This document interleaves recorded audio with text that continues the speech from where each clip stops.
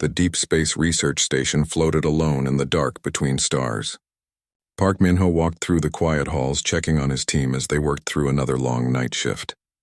The station was his home now, had been for 3 years.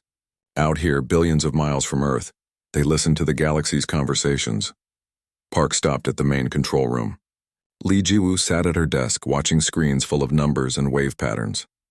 She was the best communications officer he had ever worked with. Her ears could pick up signals that others missed completely. "Anything interesting tonight?" Park asked, setting down 2 cups of coffee. Ji-woo took her cup and smiled. "The usual. Trade ships talking about cargo prices, some military chatter from the border worlds. Nothing exciting," Park nodded. This was normal. For months they had been listening to the same boring conversations. Ships buying and selling goods, planets talking about weather and taxes. It was peaceful, but sometimes Park wished for something more interesting. The station had 42 people working on it. Scientists, engineers, and communications experts from all over human space. Their job was simple but important. They listened to alien radio signals and tried to understand what was being said. Sometimes they found new trade opportunities. Sometimes they learned about threats before they became dangerous. Park was about to leave when Ji-woo suddenly sat up straight. Her coffee cup hit the desk with a sharp sound. "Wait," she said, her fingers flying over her keyboard. "There's something here." Park moved closer to her screen. "What kind of something?" "I don't know yet. It's very weak, coming from deep space, but it's not like the other signals." Ji-woo's face was serious now. "This one is different." She played the audio through her speakers. It was mostly static and noise, but underneath Park could hear something that made his skin feel cold. It sounded almost like human voices, but that was impossible. "No human ships traveled that far out. Can you clean it up?" Park asked. "Already trying." Ji-woo's hands moved quickly over her controls. Slowly, the static got quieter and the voices got clearer. Park's blood turned to ice. Those were definitely human voices speaking Korean, but they were using old words, old phrases that people hadn't used in over 100 years. "Get Kim So-min down here right now," Park said, his voice tight. "And wake up the whole communications team. This is not a drill." 20 minutes later, the control room was full of people. Kim So-min, their best code breaker, sat next to Ji-woo with her own equipment. Dr. Han Won-shik, the station's chief scientist, stood behind them looking worried. "Play it again," Kim said. The signal came through the speakers once more. This time everyone could hear it clearly. Human voices speaking in panic and fear, but mixed in were other sounds. Mechanical noises, and sometimes sounds that were definitely not human. "The encryption is old," Kim said, studying her screens. "Really old. This is using security codes from the early colonial period." "How old?" Park asked. "Maybe 200 years. This is from the first expansion wave, when humans were just starting to spread out from Earth." Park felt his heart beating faster. The first expansion wave had sent out dozens of colony ships to distant stars. Most had arrived safely and started new human worlds. But some had simply disappeared, lost in the deep dark between stars. "Can you decode the actual message?" he asked. Kim nodded. "Give me a few hours. But Park, if this is real, if this is actually from one of those old colony ships..." She didn't finish the sentence. Everyone in the room knew what she meant. The lost colony ships had carried millions of people. Families, children, entire communities looking for new homes among the stars. If they were still out there, still alive, it would be the greatest discovery in human history. But if they were in trouble, if they needed help, then humanity had already failed them for 200 years. Park ordered everyone to work in shifts around the clock. While Kim worked on breaking the encryption, other teams tried to trace where the signal came from. The answer was not good. It came from a part of space that was controlled by aliens called the hegemony. The hegemony was not friendly to humans. They allowed human traders in some areas, but they kept their core territory completely closed. No human ship was allowed inside their borders. Until now, this had not been a problem. The hegemony had their space, humans had theirs, and both sides stayed separate. But if the signal really came from inside hegemony space, everything would change. 18 hours later, Kim called Park back to the control room. Her eyes were red from lack of sleep, but her face was excited and scared at the same time. "I broke it," she said. "Park, you need to sit down for this." Park sat, but his body felt like it was made of stone. "Tell me." Kim took a deep breath. "The signal is from survivors of the colony ship New Soul. The ship that disappeared 212 years ago with 50,000 people on board. The room went completely quiet. Park felt like he couldn't breathe. They're alive, he whispered. Some of them. But Park, they're not free. They've been prisoners this whole time. Slaves. The hegemony found their ship when it broke down, and instead of helping them, they took everyone as slaves. Kim's hands shook as she operated her controls. The message is from someone named Choi Hyunwoo. He says he's part of an underground resistance group. They've been trying to get a message out for decades, but the hegemony blocks all communications. What does the message say exactly? Kim read from her screen.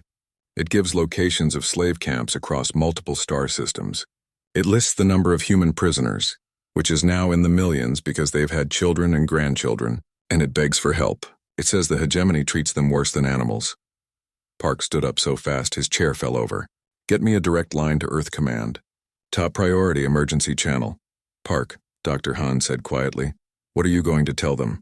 Park looked around the room at his team. These people had become his family over the years. They were good people, smart people. People who wanted to explore the galaxy and make friends with alien species. But now they had learned something that would change everything. I'm going to tell them the truth, Park said.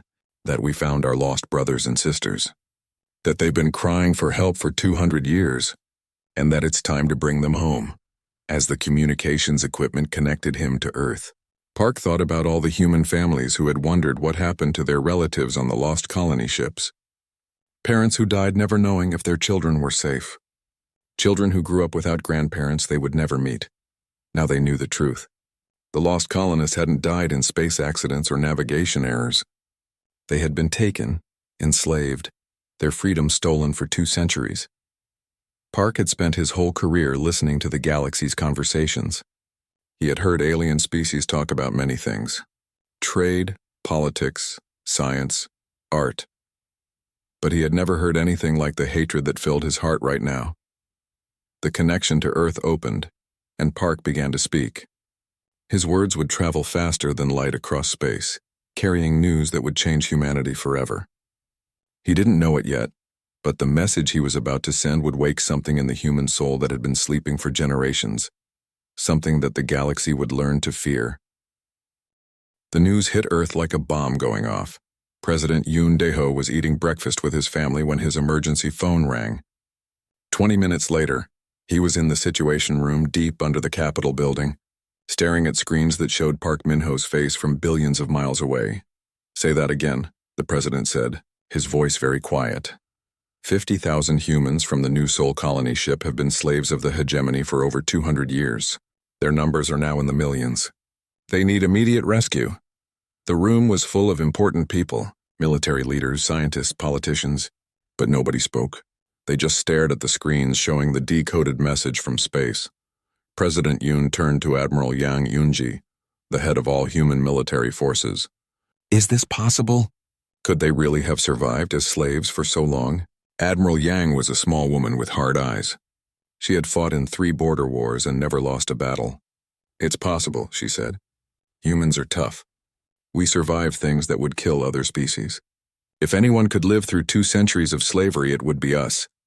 What do we know about this hegemony? Not much. They keep to themselves. They have maybe 30 star systems under their control. We've always assumed they were just another alien government. Nothing special. President Yoon stood up and walked to the big map, showing all of human space. Hundreds of worlds, billions of people, all connected by trade and family ties that went back to Earth. How many humans are we talking about exactly? Park Min-ho's voice came through the speakers. The message mentions camps on 17 different worlds. Conservative estimate is 3 million people, maybe more. 3 million people. President Yoon had led a nation of 12 billion for 8 years. He had made hard decisions about war and peace, life and death. But he had never felt anything like the cold rage that filled his chest right now. What are our military options? He asked. Admiral Yang pulled up star charts on the main screen. The hegemony is far from our borders. It would take months to get a fleet there, and we don't know how well defended they are. Then we find out. I want a scout mission sent immediately. Sir, said Foreign Minister Lee Ji-soo, we should consider diplomacy first. If we contact the hegemony government, maybe we can negotiate for the release of our people. President Yoon turned to look at her. His face was calm, but his eyes were like ice. "Minister, how do you negotiate with someone who has been torturing your family for 200 years? The meeting lasted 6 hours. By the end, orders were going out to every human world and space station. Captain Ro Taiyang got his orders while his stealth ship Silent Thunder was docked at a supply station near the border. He was to take his ship deep into hegemony space and find out the truth. The news couldn't be kept secret. Within days, everyone in human space knew about the lost colonists. The reaction was unlike anything in human history. On Earth, millions of people gathered in the streets. They held pictures of ancestors who might have been on the lost colony ships. They sang old songs and cried for family members they had never known were still alive. On New Tokyo, the industrial capital of human space, factory workers stopped their machines and stood in silence for an hour. Then they went back to work. But now they were building weapons instead of farming equipment. On the mining worlds of the Outer Rim, tough men and women who had never cried in their adult lives wept openly as they read the details of the transmission. Then they began loading their ships with military supplies. Captain Ro got his ship to the edge of hegemony space in 3 weeks. The Silent Thunder was designed to be invisible to sensors, and Ro was the best pilot in the human fleet. If anyone could get in and out without being caught, it was him. What he found made him sick to his stomach. The first hegemony world he scouted had a human slave camp on its northern continent. From orbit, he could see the prison walls, the guard towers, the work areas where humans were forced to mine precious metals 18 hours a day. He landed his ship in a forest 20 miles from the camp. At night, wearing invisible armor, he crept close enough to see the humans with his own eyes. They looked like his cousins back home, but their clothes were rags, and their bodies were too thin. Guards with energy weapons watched them constantly. The guards were not human. They were tall and gray with 4 arms and eyes like a snake's. Ro activated his recording equipment and documented everything. Guard positions, wall heights, the number of prisoners, but most importantly, he recorded the faces of the humans. When one of the guards hit an old human woman for working too slowly, Ro had to hold his rifle very tight to stop himself from shooting. His mission was to observe, not to fight, but watching his own species being treated like animals was the hardest thing he had ever done. He spent 2 weeks visiting different camps on 4 different worlds. Each one was worse than the last. On the 3rd world, he found a place where human children, some as young as 5 years old, were forced to work in chemical plants. Their small hands could reach into machines that adult hands could not. On the 4th world, he found the worst thing of all, a breeding facility where humans were kept like cattle, forced to have children who would become the next generation of slaves. The hegemony had turned human reproduction into a factory process. Ro made it back to human space with his evidence, but he was not the same man who had left. His crew said he didn't speak for days after seeing the breeding facility. When he finally did talk, his voice was different, harder.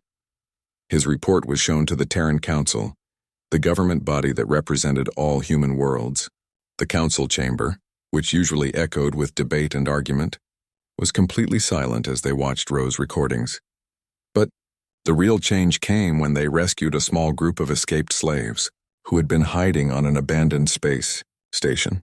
The oldest was a woman named Nam Kyungmi. Her great-grandmother had been on the original New Seoul. She had been born in slavery, raised in slavery, and had watched her children and grandchildren born into the same life. When she stood before the Terran Council to tell her story, her words were broadcast live to every human world. "They don't see us as people," she said, her voice quiet but clear. "They see us as tools. When we get old and can't work, they kill us. When we get sick, they kill us. When we try to remember our human culture, they beat us until we forget." She pulled up her sleeves to show scars that covered her arms. "These are from punishment devices. Every human in the camps has marks like these. The children learned to expect pain as part of life. But we never forgot that we were human. We never forgot that somewhere out there, our people were free. We told stories about Earth, about the blue skies and green trees. We taught our children that someday our family would come for us." She looked directly into the camera, and her next words reached every human being in the galaxy. "We've been waiting for 200 years. Please don't make us wait any longer." The broadcast ended, but the silence that followed was not empty. It was full of something that had been growing in human hearts since the first transmission arrived. President Yoon stood up in the council chamber. When he spoke, his words were heard by every human alive. The hegemony has declared war on humanity by enslaving our people. They have tortured our children and murdered our families.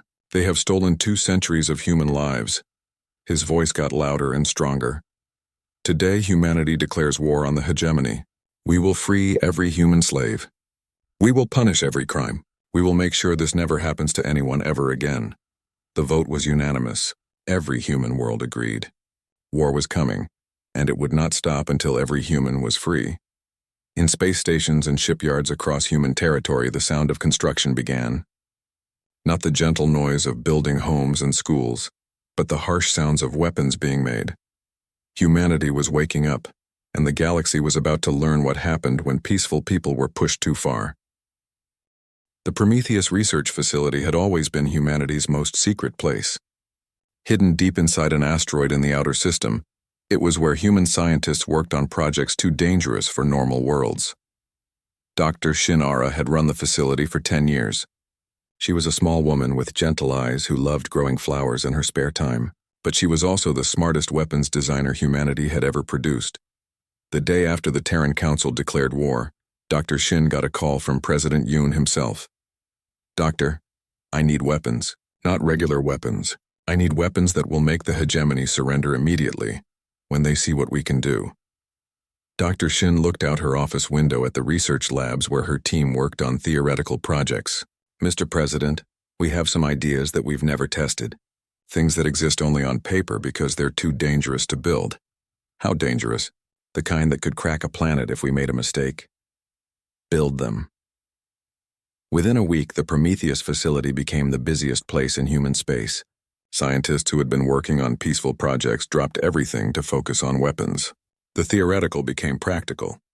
The impossible became reality. Dr. Shin's first creation was the gravitational torpedo. It was a missile that could create a tiny black hole for exactly 3 seconds. 3 seconds was enough to tear apart any ship or space station. The black hole would then collapse, leaving nothing behind but empty space. Her second creation was worse. The quantum disruptor could identify the specific atomic structure of any alien species and destroy only those atoms. Fire it into a mixed group of humans and hegemony aliens, and only the aliens would die. The humans wouldn't even feel it. But her third creation was the most terrible of all. The stellar cascade bomb could make a star become unstable. It wouldn't destroy the star completely, but it would make it throw out deadly radiation that would kill all life in the system for 100 years. "Are you sure about this?" asked Dr. Park Junho, her assistant. "Once we build these weapons, there's no going back. We'll become the most dangerous species in the galaxy." Dr. Shin looked at the pictures on her desk, photos of the human slaves that Captain Rowe had taken, children working in chemical plants, families torn apart, people who looked like her own relatives being beaten by alien guards. "They made us dangerous when they enslaved our people," she said. "We're just going to show them what dangerous really means." While Dr. Shin built weapons, Admiral Kang Junho built ships to carry them. The shipyards of Mars worked day and night, building the largest war fleet humanity had ever created. These were not exploration ships or cargo haulers. These were weapons platforms designed for one purpose: destroying the hegemony completely. The flagship was the Retribution, a ship so large it had to be built in space because it was too big to launch from a planet. It carried enough firepower to level a continent and shields strong enough to fly through a star. But Admiral Kang didn't just build big ships. He built fast ships, smart ships, invisible ships, ships that could appear anywhere in hegemony space without warning and disappear before the enemy could respond. Most importantly, he built rescue ships, fast transports designed to carry millions of freed slaves back to safety. Because the goal wasn't just to destroy the hegemony. The goal was to bring every human home. While the military prepared for war, Special Forces Commander Park Jaemin trained the soldiers who would fight it. These weren't ordinary soldiers. They were liberation specialists, trained specifically for freeing slaves and fighting in alien environments. Each one could speak basic hegemony language, operate hegemony technology, and fight in any gravity or atmosphere. But more than their training, it was their motivation that made them dangerous. Every soldier had seen Nam Kyungmi's testimony. Every soldier had studied the photos from the slave camps. Every soldier knew that they weren't just fighting a war. They were rescuing family. Commander Park showed them how to disable hegemony weapons without hurting nearby humans. He taught them to recognize human slaves who might have been trained to fear all strangers, even other humans. He prepared them for the psychological trauma of seeing what centuries of slavery had done to their own species. When you see those camps, he told his soldiers, you're going to want to kill every alien you meet. Don't, our job is to save humans, not to commit genocide. We're better than our enemies, and we're going to prove it. The training was hard, but the soldiers were harder.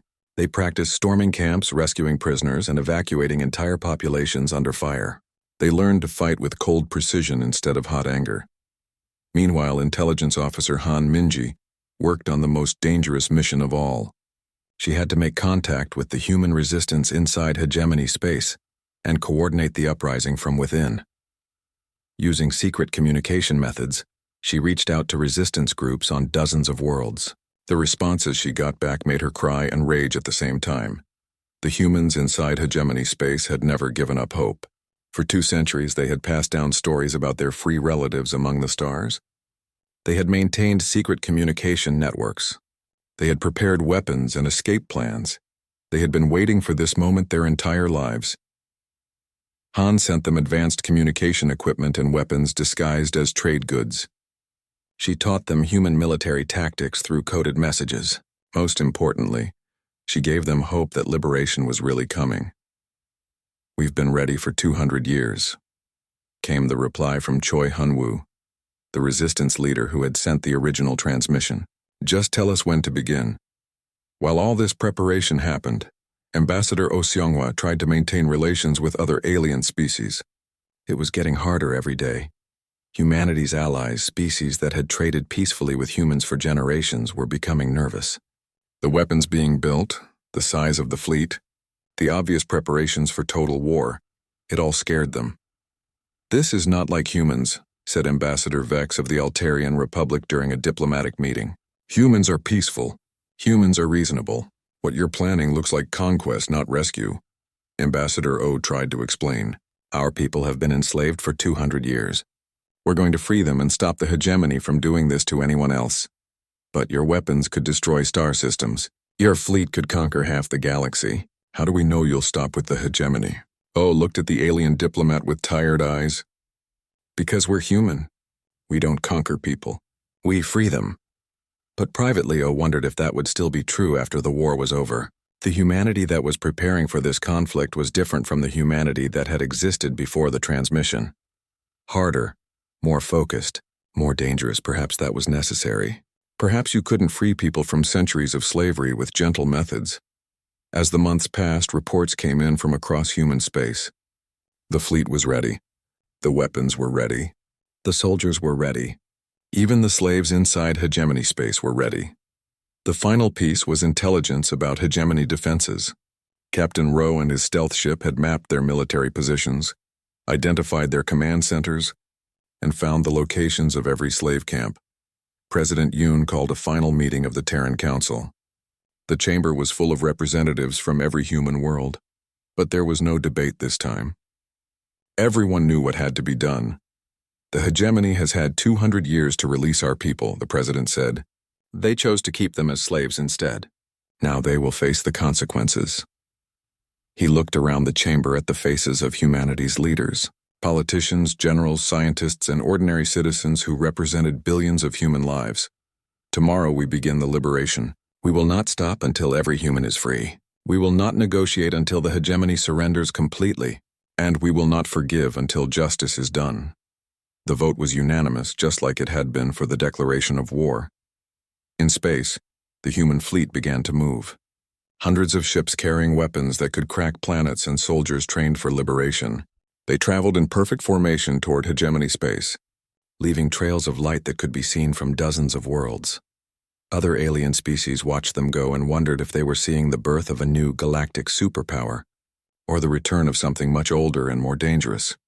In the slave camps scattered across hegemony worlds, resistance leaders received the final coded message: the cavalry is coming. Get ready. For the first time in 2 centuries, enslaved humans went to sleep knowing that tomorrow they might wake up free. The war was about to begin, and humanity was ready to show the galaxy what they were truly capable of. The war began at exactly midnight, Earth time, across 17 star systems at once. Admiral Yang Yunji stood on the bridge of the Retribution, watching her screens as human ships appeared in hegemony space. The enemy had no warning. One moment their space was empty, the next it was full of human warships. "All targets acquired," reported her communications officer. "Liberation forces are in position." Admiral Yang had fought many battles, but this was different. This wasn't about territory or trade routes. This was about bringing family home. "Begin liberation operations," she ordered. The first target was Korthak Prime, the world where Captain Rowe had seen humans forced to mine precious metals. The planet had 2 million human slaves and 50,000 hegemony guards. Captain Rowe commanded the assault personally. His ship Silent Thunder led a fleet of 20 vessels toward the planet's surface. The hegemony defense satellites opened fire, but they were using technology that was already old when humans first reached the stars. Human quantum shields deflected their weapons like raindrops hitting glass. Enemy defenses neutralized. Rowe reported, beginning precision strikes on guard positions. From orbit, human ships fired weapons so accurate they could hit a single building without damaging the one next to it. Every guard tower, every weapons depot, every hegemony command center was destroyed in minutes, but not a single slave barracks was touched. The hegemony ground forces tried to fight back, but they had never faced an enemy like this. Human soldiers appeared from the sky wearing armor that made them invisible. They moved through the slave camps like ghosts, disabling guards and freeing prisoners. The slaves didn't understand what was happening at first. They had been prisoners for so long that freedom seemed impossible. Some hid when they saw the human soldiers, thinking they were new guards with different equipment. But then the soldiers began speaking Korean, Chinese, English, Spanish, human languages that the slaves remembered from childhood stories. "We're here to take you home," said Colonel Lee Sun-ho as he helped an old man out of a prison cell. "You're safe now. You're free." The old man stared at him with tears running down his face. "Are you real? Are you really human?" "Yes, we got your message. We came as fast as we could." Within 6 hours, Korthak Prime was completely under human control. 2 million slaves were free, their guards either dead or fled. Liberation ships landed to begin evacuating anyone who wanted to leave, while medical teams treated centuries of neglect and abuse. But as the human soldiers explored the camps, they found something unexpected. The hegemony had enslaved other species too. Colonel Lee discovered a section of the camp where tall, crystal-like beings were forced to work in radiation chambers. These were the Veltar, a species that the humans had never heard of before. "Can you understand me?" Lee asked one of them through his translator device. The crystal being's voice sounded like wind chimes. "You are not hegemony. Are you here to replace them as our masters?" "No, we're here to free everyone. All slaves, not just humans." The Veltar's crystal body changed color, shifting from dull gray to bright blue. "Free?" We had forgotten that word meant anything. Similar scenes played out across all 17 target systems. On each world, human forces found not just human slaves, but aliens from dozens of species. The aquatic Nox forced to work in underwater factories, the insect-like Kicks used as living computers, species whose names the humans didn't even know, all treated as property by the hegemony. The human soldiers freed them all. This was not what the hegemony had expected. They thought they were dealing with a simple rescue mission, a limited human operation to save their own people. They didn't understand that humans considered slavery itself to be evil, regardless of who was enslaved. Fleet Admiral Vorthak commanded the hegemony's main battle group. He was a veteran of 50 campaigns, a warrior who had conquered entire star systems for his people. When reports came in about the human attacks, he was confident he could crush this small uprising. "How many ships do they have?" he asked his intelligence officer. "Approximately 200 vessels, Fleet Admiral. Small fleet, should be easy to destroy." Vorthak nodded. "Send word to all our forces. We will make an example of these humans. No one defies the hegemony." But when his fleet arrived at the first battle site, Vorthak realized he had made a terrible mistake. The human ships weren't just numerous. They were using weapons technology that the hegemony had never seen before. His flagship was struck by something that his sensors couldn't even identify. The weapon passed through his shields like they didn't exist and tore a hole in his hull that seemed to bend space itself. "What was that?" he demanded. "Unknown weapons type, Fleet Admiral. Our shields have no effect. The battle lasted 3 hours. When it ended, half of Vorthak's fleet was destroyed and the rest was retreating. The humans hadn't lost a single ship. Reports of human victories spread across hegemony space like wildfire. But with the reports came something that frightened the hegemony leadership more than the military defeats. The freed slaves weren't just grateful, they were organizing. On world after world, former slaves of all species were forming alliances. The Crystal Veltar shared their advanced energy technology. The aquatic Nox provided their expertise in underwater warfare. The insect Kix contributed their incredible computational abilities. Species that had never worked together before were uniting under human leadership to destroy the hegemony completely. Intelligence Officer Han Minji coordinated with resistance groups across 50 worlds. The uprising she had helped plan was working perfectly. Human slaves were sabotaging hegemony installations from within, while freed, aliens provided support and local knowledge. The hegemony is losing control of entire sectors, she reported to Admiral Young. Their own former slaves are turning their weapons against them, but the hegemony had one final, desperate strategy. Fleet Admiral Vorthak gathered his remaining forces around the world of Nexus Station, where the hegemony kept their largest human slave population. 5 million humans worked in the orbital factories and mining platforms around the planet. We will use the humans as shields, Vorthak announced to his officers. If the human fleet attacks us here, they will kill their own people. They will have to negotiate. When Admiral Yang received intelligence about Vorthak's plan, her staff expected her to order a siege or try diplomatic contact. Instead, she smiled. Signal Dr. Shin-Ara, she ordered. Tell her it's time to test the quantum disruptor. The quantum disruptor was loaded onto a single missile and fired at Nexus Station. When it detonated, something impossible happened. Every hegemony alien on the station simply stopped existing.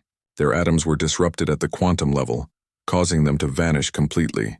But the human slaves were completely unharmed.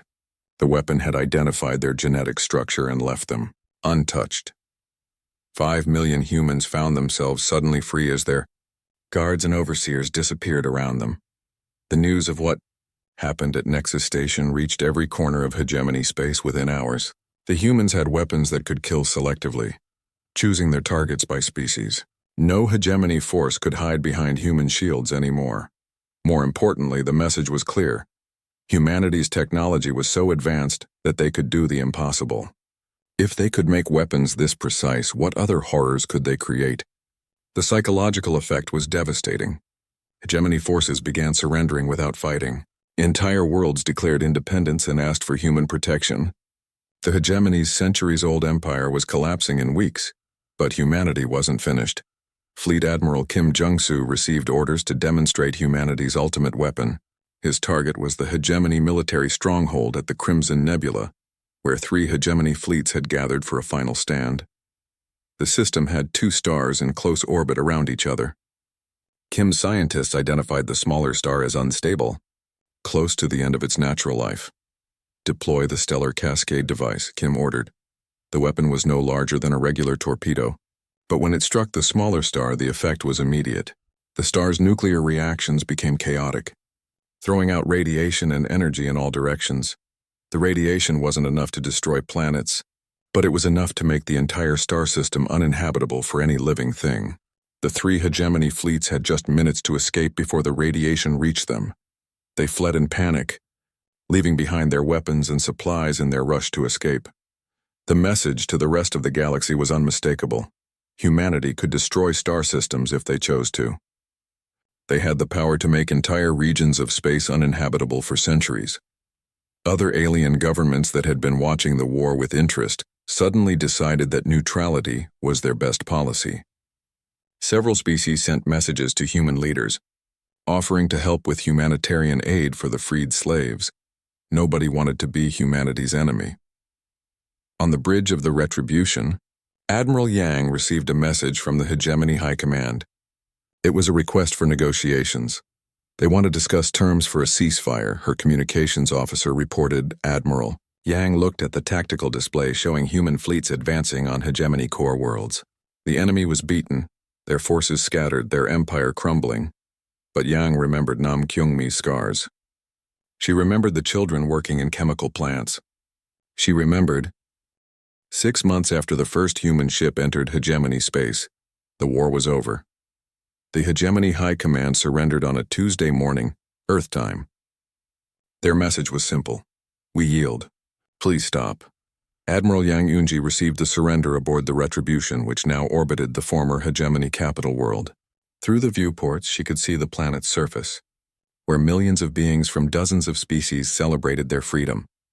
The surrender ceremony was held on the planet's surface, in what had once been the hegemony's great palace. Now it was a refugee center, housing former slaves while they decided where to go next. Judge Park Yuna, the Chief Justice of the Human Supreme Court, presided over the War Crimes Tribunal. The surviving hegemony leaders were brought before her in chains, not because humans believed in cruelty, but because it was the same way they had chained human slaves for 2 centuries. You are charged with crimes against all sentient life, Judge Park announced. Slavery, murder, torture, and genocide against multiple species over a period of more than 200 years. The former hegemony supreme leader, a tall gray alien named Vorthak the Eternal, tried to speak in his own defense. We followed our natural law. The strong rule the weak. This is how the universe works. Judge Park looked at him with cold eyes. Then you should understand this. Humanity is stronger than you, and our law says that slavery is evil. The sentences were announced the next day. Life imprisonment for all surviving hegemony leaders, to be served in the same slave barracks where they had kept their victims. The irony was intentional. But ending the war was only the beginning of humanity's challenges. Over 3 million humans had been freed from slavery, along with millions of beings from other species. They needed food, medical care, education, and new homes. Most importantly, they needed to learn how to be free. Elder Nam Kyungmi became the leader of the freed humans. At 90 years old, she had survived slavery, torture, and the loss of her entire family. Now she faced the hardest task of all, helping her people heal. Some of us want to go back to Earth, she told President Yoon during a video conference. We want to see the world our ancestors came from. But others have never known any home except the slave camps. They're afraid to leave. President Yoon nodded. Take all the time you need. Earth will welcome anyone who wants to come home, but we won't force anyone to leave their friends. The decision split the freed humans into several groups. About 1 million chose to return to human space, settling on established worlds or founding new colonies. They brought with them 2 centuries of stories, languages, and cultural traditions that had been preserved in secret. But another 1 million chose to stay in the former hegemony territory, now called the Liberation Zone. They built new cities on worlds that had once been their prisons, determined to make something beautiful from their suffering. The third group, led by resistance fighter Choi Hyun-woo, had a different mission. They became the guardians of the Liberation Zone, working with human military forces to make sure slavery could never return to this part of the galaxy. Choi had survived his injuries and now served as the first president of the Free World's Republic, a government that included humans and aliens working together as equals. We know what slavery looks like, he said, during the Republic's founding ceremony. We know how it starts, how it grows, how it hides itself. We will watch for it, and we will stop it wherever we find it. The changes in humanity itself were just as dramatic. Dr. Shin Ara's weapons research continued, but now it focused on defense rather than attack. The gravitational torpedoes were redesigned as construction tools, able to move asteroids and reshape planets. The quantum disruptors became medical devices, able to target disease at the cellular level. But the stellar cascade technology remained exactly as dangerous as before. Humanity had learned that sometimes the threat of terrible weapons was more effective than using them. Admiral Yang Yunji established the Human Liberation Fleet as a permanent organization. Its mission was simple: prevent slavery anywhere in the galaxy. Ships with humanitarian crews and liberation specialists traveled to distant stars, investigating reports of forced labor and ready to intervene. Other species learned quickly that mistreating their workers would bring unwanted human attention. President Yoon created the Office of Species Rights, led by Ambassador Oh Seonghwa. Its job was to make sure that the liberation of the hegemony's slaves didn't stop with military victory. The millions of freed aliens needed help rebuilding their societies and learning to govern themselves. But the most important change was in humanity's place in the galaxy. Before the war, humans had been seen as friendly traders and explorers, nice people who built things and sold them at fair prices, peaceful neighbors who solved problems with discussion rather than violence. Now they were something else entirely. The Crystal Veltar, who had developed a close friendship with humanity after being freed from slavery, described it best in their poetic language. The humans have shown two faces to the stars. One face builds schools and hospitals and welcomes strangers as friends. The other face cracks planets and turns stars into weapons. Both faces are equally real. Other alien governments began treating human diplomats very differently. Trade negotiations that had dragged on for years were suddenly completed in weeks. Border disputes were resolved quickly and fairly. Nobody wanted to be the species that made humanity angry. Some alien leaders worried that humanity had become too powerful, too dangerous to exist alongside other species. There was quiet talk of forming alliances to contain human expansion, of building weapons that could match human technology. But those conversations stopped when the humans shared their most important discovery from the war: intelligence. Officer Han Minji's investigation had revealed that slavery wasn't unique to the hegemony. Across the galaxy, dozens of other species kept slaves of different types. Some were called workers or servants, but the reality was the same. Sentient beings forced to labor without choice or payment. Humanity announced the Universal Freedom Declaration at the Galactic Assembly, signed by President Yoon and every major human leader. "We will not allow slavery to exist anywhere we can reach," the declaration stated. "Any species that keeps sentient beings as property will face the same fate as the hegemony." The message was clear.